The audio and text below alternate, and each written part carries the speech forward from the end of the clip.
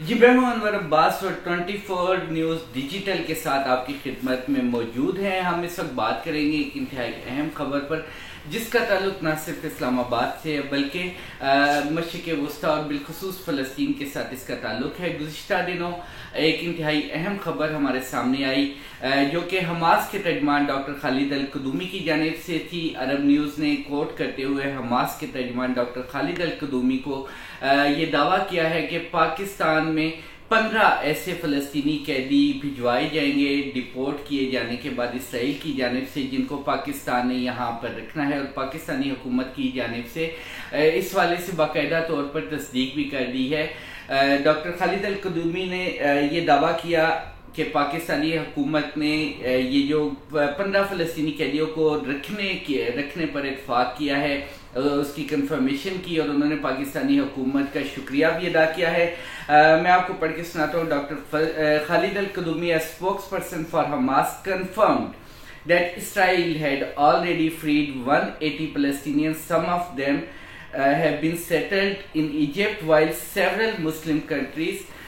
including Pakistan have expressed willingness to host their released prisoners, Arab News quoted.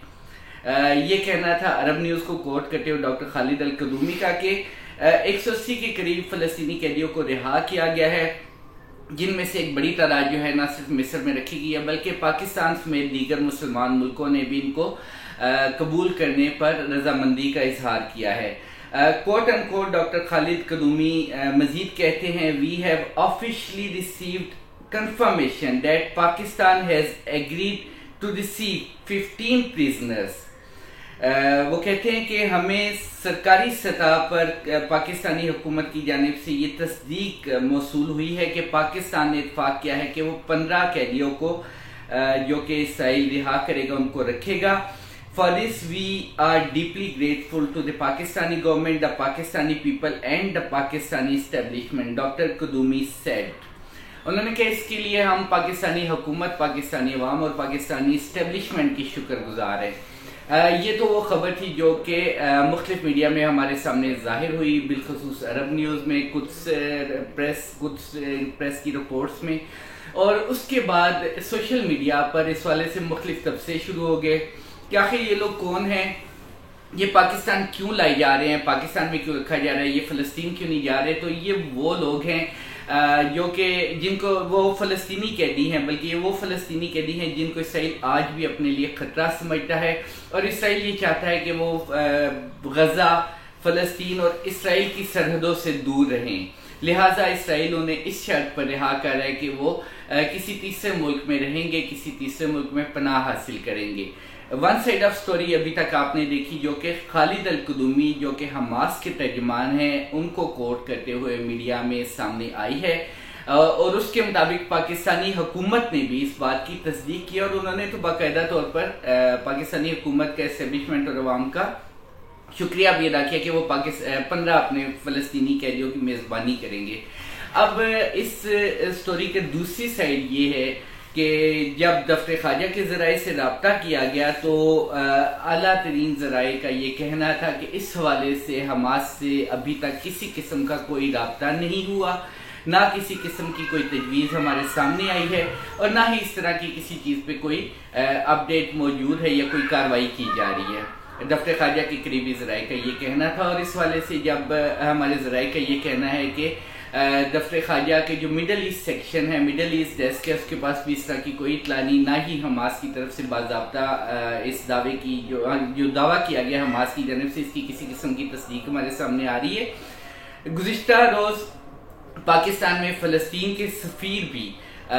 इस खबर के बाद दफ्तर ख़ारजा पहुँच गए और उन्होंने दफ्तर ख़ारजा के हुकाम से मुलाकात की और इस वाले से मालूमात हासिल करने की कोशिश की हमारे ज़राए के मुताबिक। लेकिन चूँकि दफ्तर ख़ारजा का ये कहना है कि किसी किस्म की कोई तजवीज़, कोई प्लान, कोई इत्तला हमारे पास नहीं है, ना ही किसी किस्म का इस वाले से कोई रब्ता किया गया है, लिहाजा ये मालूमात सामने नहीं। अब पाकिस्तानी दफ्तर ख़ारजा जो है इस खबर की सामने आने के बाद ऑलरेडी परेशानी का शिकार हो चुका है, क्योंकि पाकिस्तान में सबसे बड़ा मसला ये है कि पाकिस्तान में जो फ़लस्तीन का सफारत खाना है वो बुनियादी तौर पर ज़ेर इंतज़ाम है PLO के। فلسطینین لبریشن آرگنائزیشن یا الفتح، جو کہ جس کے بانی یاسر عرفات تھے، اور حماس سے پہلے وہ مرکزی گروپ تھا تمام فلسطینیوں کا۔ حماس کے آنے کے بعد جو اس گروپ میں موجود وہ لوگ جو کہ سمجھتے تھے کہ شاید اب اس کی جدوجہد اس طرح نہیں رہی یا وہ کسی بھی طرح اس کے نظریات کے مخالف تھے، انہوں نے حماس کی تشکیل، اسلامی جہاد کی تشکیل اور دیگر جو فلسطینی گروپ تھے ان کی تشکیل میں اہم کردار ادا کیا۔ اور بنیادی طور پر جو 15 ماہ کی لڑائی تھی جو کہ 7 اکتوبر 2023 کو شروع ہوئی، 15 ماہ جاری رہی، جس میں کہ شدید تباہی ہوئی، اس میں بنیادی طور پر جو اسرائیل کے مد مقابل قوت تھی وہ حماس تھی۔ پی ایل او کا زیادہ کردار جو ہے وہ بیان بازی کی حد تک ہمیں دکھائی دیا۔ اب اسلام آباد میں جو فلسطینی سفارت خانہ ہے وہ پی ایل او کے زیر انتظام ہے، اور پی ایل او کو ہی پاکستان فلسطین کی سرکاری سطح پہ گورنمنٹ تسلیم کرتا ہے۔ محمود عباس جس کے صدر ہیں فلسطینی حکومت کے، پاکستان اسی حکومت کو تسلیم کرتا ہے۔ دنیا بھر میں زیادہ تر فلسطین کے جو سفارت خانے ہیں وہاں پر پی ایل او کی جانب سے سفیر تعینات کیے جاتے ہیں۔ اس کے علاوہ جتنے منسٹرز موجود ہیں یا عالمی سطح پہ جو رابطے ہیں پی ایل او کی جانب سے وہ کیے جاتے ہیں، پی ایل او کی حکومت کی جانب سے۔ اور حماس کو اس طرح پذیرائی جو ہے مغرب یا امریکنز یا اسرائیلیز کی جانب سے نہیں دی جاتی، کیونکہ حماس کو جو مغرب ہے وہ ایک دہشت گرد گروہ کے طور پہ دیکھتا تھا۔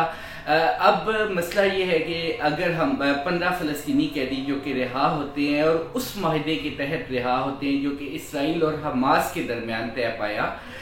اس میں قطر اور ایجپٹ جو ہیں انہوں نے ثالثی کا کردار ادا کیا۔ اب ان قیدیوں کے رہا ہونے کی صورت میں چونکہ حماس کے اور پی ایل او کے درمیان تعلقات کوئی بہت زیادہ مثبت نہیں رہے، بہت زیادہ قریبی نہیں رہے، اور غزہ جنگ میں بھی 15 ماہ میں جو پی ایل او کا کردار تھا وہ بنیادی طور پر بیانات کی حد تک ہمارے سامنے تھا، تو لہٰذا پاکستان چونکہ تسلیم کرتا ہے پی ایل او کی حکومت کو، تو یہاں پر ایک نیا تنازع جو ہے وہ کھڑا ہو سکتا ہے، اور پاکستانی دفتر خارجہ کے لیے یا خارجہ پالیسی کے لیے مشکلات ہمارے سامنے آ سکتی ہیں۔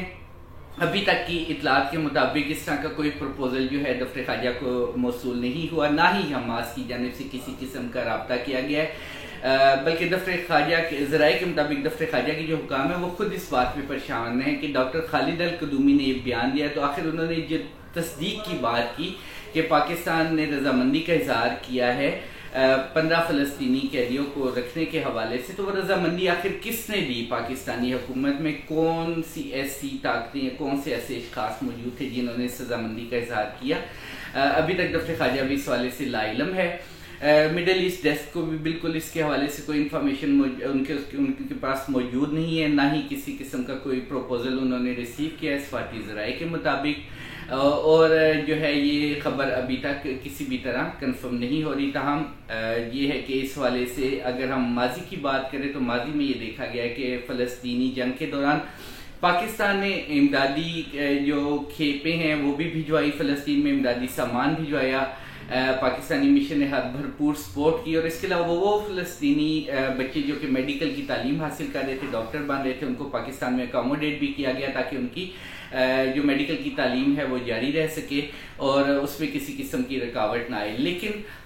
15 فلسطینی قیدیوں کے پاکستان میں رکھے جانے کے حوالے سے ڈپورٹیشن کے بعد اس حوالے سے کوئی بھی اطلاع ہمارے سامنے موجود نہیں ہے۔ 99 کے قریب اس وقت قیدی ہیں جو ڈپورٹ ہوئے ہیں اور مصر میں موجود ہیں، مصر ان کو اکاموڈیٹ کر رہا ہے۔ یہ بات جو ہے القدس کی جو رپورٹس ہیں القدس پریس کی، اس کے مطابق یہ طے ہے،